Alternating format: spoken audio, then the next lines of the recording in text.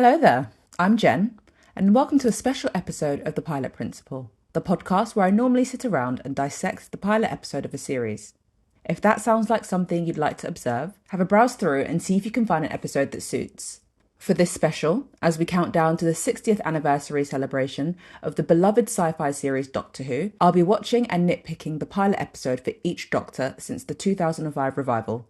I've begun by looking at Christopher Eccleston's Ninth Doctor, so make sure you give that a listen before you continue. Now, if you couldn't tell by my enthusiasm in that episode, the ninth pilot, I'm a Doctor Who fan, or appreciator is a better word. In fact, I recently remembered that 10 years ago, I went to watch the 50th anniversary feature in an Odeon cinema in Sheffield.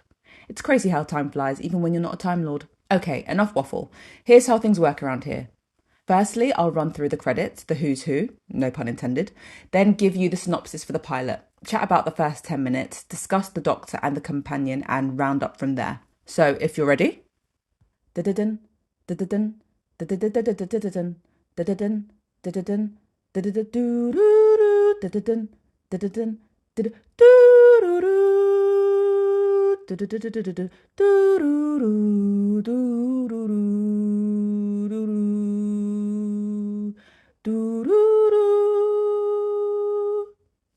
I actually didn't plan to do that for a second time, but it's actually very, very fun.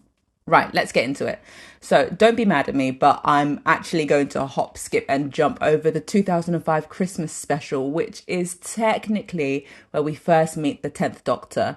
Instead, I'm going to go straight to his series pilot. Why, you ask? Because he's barely in it and Christmas episodes kind of exist in a time and space of their own, where the general rules of the world don't always apply. Okay, so for those of you who haven't immediately switched off, here's what we're working with.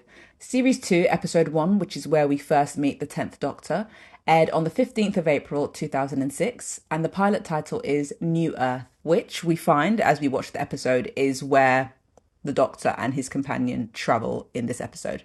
Episode length is an easy breezy 45 minutes, and New Earth was written by Russell T Davies, who is still the showrunner at this point. He's also known for Channel 4's Queer as Folk, as well as Cucumber, Banana and Tofu, which share the same fictional universe, all also for Channel 4. Flipping channels, he wrote BBC's A Very English Scandal, Years and Years, which I loved, and of late ITV's Nolly. He's also doing the 3-part special that makes up the 60th anniversary. So, he's a staple in the Doctor Who-verse. The Who-verse? The Who-verse. New Earth was directed by James Hawes, and James Hawes has directed a number of various bits of television. He directed 3 episodes of the BBC series Merlin. Oh God, I loved Merlin when that came out. Has there yet been a better depiction of the King Arthur and Merlin story? The answer is no. But I did also really enjoy Guy Ritchie's King Arthur, Legend of the Sword, which I know is not to everybody's taste, but it's worth a watch, I'd say. You can find it. Right, back to James Hawes, who has also directed 4 episodes of Mad Dogs. Oh God, that show still makes me upset if I think about it too deeply. He did 5 episodes of Penny Dreadful, and he also directed all episodes of the 2016 BBC series Undercover, and he directed an episode of the HBO series Raised by Wolves. On to the cast, where I'll look at the Doctor, the companion, and a couple of special faces. The 10th Doctor is of course played by David Tennant, who has also starred in Harry Potter and the Goblet of Fire, where he played Barty Crouch Jr., BBC 4's The Chatterley Affair, which I mentioned because that was actually also directed by James Hawes. He played D.I. Alec Hardy on Chris Chibnall's ITV series Broadchurch, and its American remake Grace Point as Emmett Carver. Weird but cool, I didn't realise Grace Point was an American remake of Broadchurch. More recently, he played Reverend Harry Watling in the Stephen Moffat series Inside Man, which was a really odd short series that had all kinds of escalation and unnecessary drama. And he currently plays Crowley on Amazon Prime Video's Good Omens. On to the Doctor's companion, Billie Piper is still playing Rose Tyler. Billie Piper was, of course, a former singer whose hits included Because We Want To, Honey to the Bee, and Day and Night. And after 5 years in the music industry, she retired at age 20 to focus on acting, where she then went on to play Fanny Price in Mansfield Park, Hannah Baxter on Secret Diary of a Cool Girl, Brona Croft in Penny Dreadful, and Susie in the Sky One series I Hate Susie, which she also co-created. In terms of special faces that feature in New Earth, we have Zoe Wanamaker, who plays the last human Cassandra. She has a distinctive voice and a bountiful filmography spanning stage and screen. She starred in the likes of My Family, Harry Potter and the Philosopher's Stone, Mr. Selfridge, and Shadow and Bone. We also have Ajoa Ando as Sister Jat, and she had a long-running role on the series Casualty. She also starred in episodes of Broadchurch, Cucumber, and Line of Duty, and is probably more recently well known for playing Lady Danbury in Netflix's Bridgerton series. Finally, she also reappears in the 10th Doctor's second series as Francine Jones, but she doesn't look like a cat, so it's fine. As you can tell from all the bits of TV and film that I listed, the British television pool is shallow. We could play 6 Degrees of Separation with pretty much everybody all day long. And finally, Doctor Who airs on BBC, and you can currently catch all episodes from the 2005 revival on iPlayer. Now we're done. Let's move on to the pilot synopsis. After receiving a summons from an unknown source, the Doctor and Rose head to a hospital on New Earth in the year 5 billion. Whilst there, they investigate the miraculous recoveries of the hospital's patients and come across an old foe too. Now, Russell T Davies said that he promised Billie Piper she could have an episode where she got the chance to be funny. So New Earth leans towards comedy for her, and you'll soon get a sense of how. Onwards, where we'll next discuss the first 10 minutes, because I was always taught that the first 10 minutes is where you need to grip your audience. So the first 10 minutes of New Earth goes like this.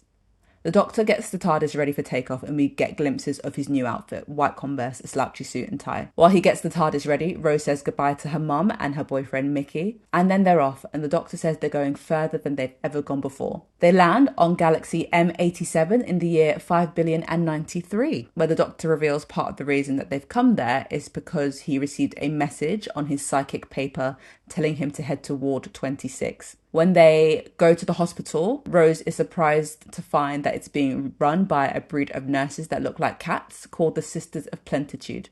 En route to Ward 26, the Doctor and Rose get separated, and while he goes up, she ends up going down because she's been lured to the basement where a familiar face, or should I say skin, awaits her.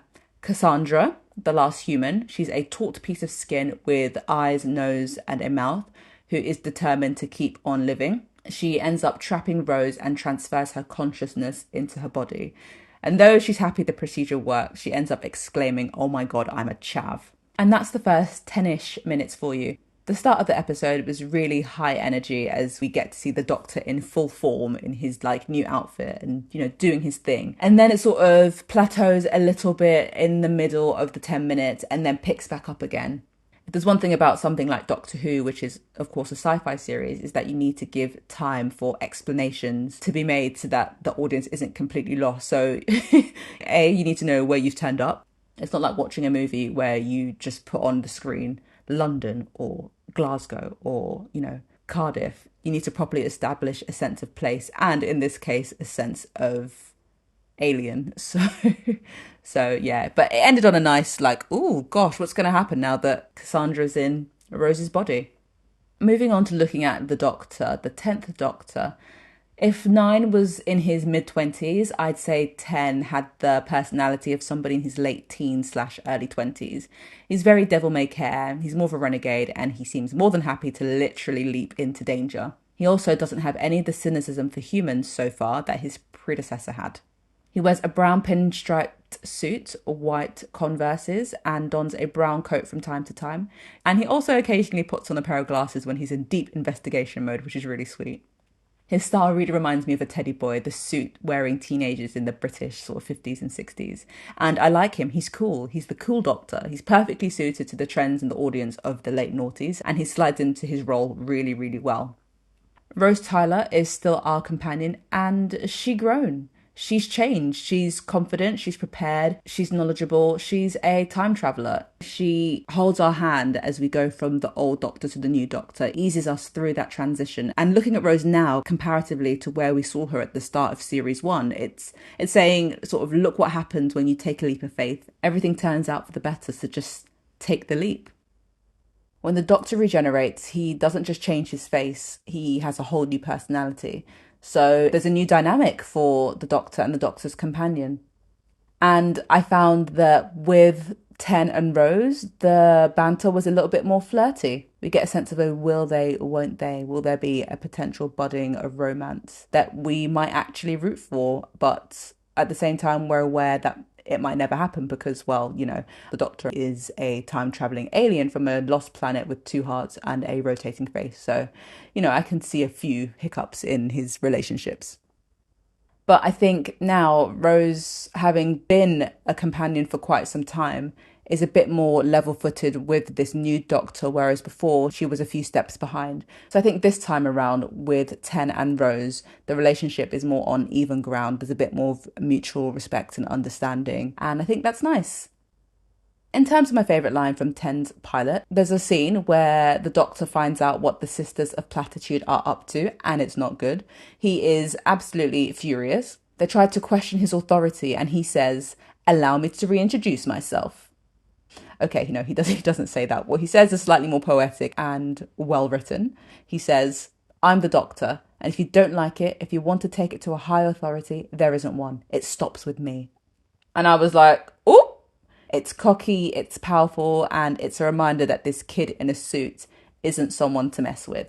And we need that reminder early on, because Doctor Who can be a bit all stumbling across mysteries and having a good time and making jokes. But no, they're here to save the world, people. All worlds, not just our world, all the worlds and all the people. Now, in terms of how New Earth made me feel, I thought it was quite nice that as well as Cassandra, the last human, the episode also features the face of Bo, both of whom the Doctor and Rose met in Series 1, Episode 2, The End of the World. I thought it was a nice way to link 9 and 10 and to re-emphasise that the Doctor is the same person who has gone on the same adventures. He just has a different personality, face and wardrobe. And it's good that it jumped straight into the adventurous deep end by leaving Earth and heading to New Earth. The episode was enjoyable, and there is something to be gained watching Ten's pilot today because we have the knowledge that he's here to stay for quite some time.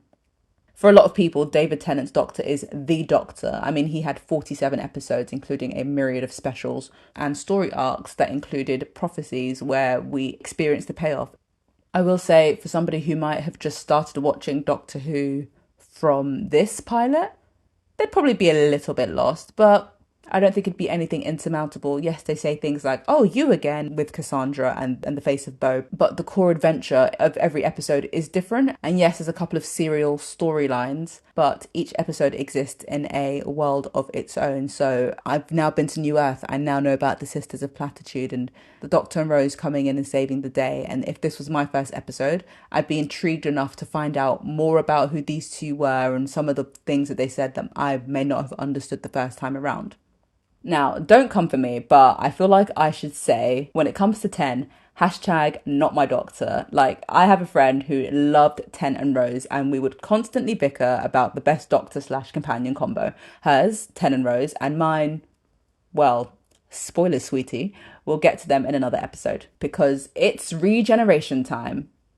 David Tennant's tenure as the Doctor saw 3 series and 3 core companions. As we close this chapter, let's say goodbye to Rose Tyler, played by Billie Piper, and give a shout out to her successor, Martha Jones, played by Freema Agyeman, and finally, Donna Noble, played by Catherine Tate. And because why not, here are some of my favourite episodes from David Tennant's time in the TARDIS. Silence in the Library, Blink, Midnight, and Turn Left.